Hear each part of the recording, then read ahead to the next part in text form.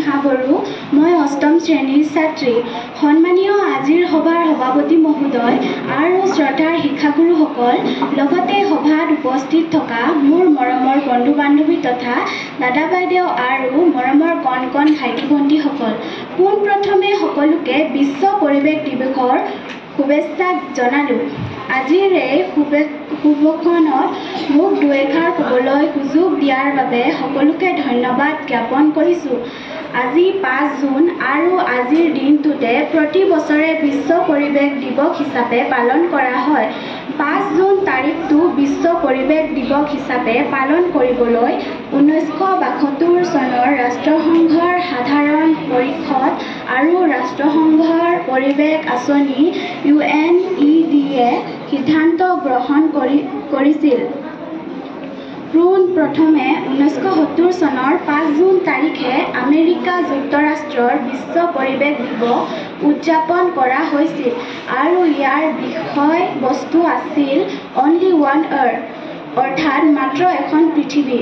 প্ৰতি বছৰে ৰাষ্ট্ৰসংঘই নতুন নতুন শ্লোগান লৈ বিশ্ব পৰিৱেশ দিৱস পালন কৰে।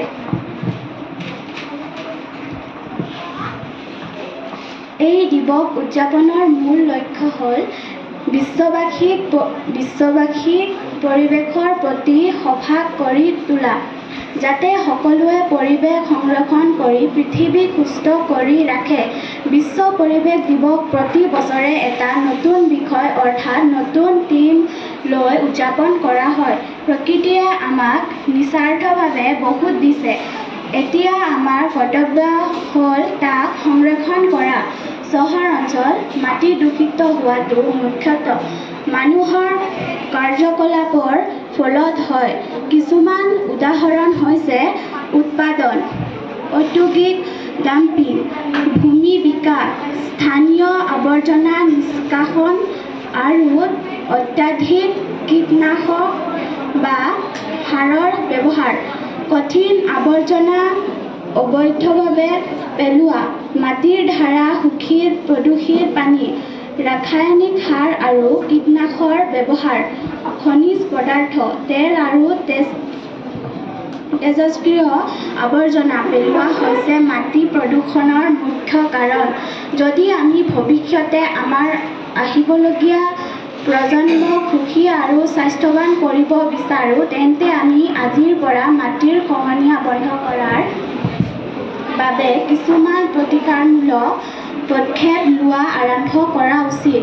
সুস্থ পৰিৱেশ অবিহনে জীৱৰ সৃষ্টি, বৃদ্ধি আৰু বিকাশ সম্ভৱ নহয়। গতিকে পৰিৱেশ প্ৰদূষণমুক্ত কৰি ৰখাৰ লগতে পৰিৱেশ সুৰক্ষা কৰাটো প্ৰতিজন ব্যক্তিৰ দায়িত্ব আৰু কৰ্তব্য।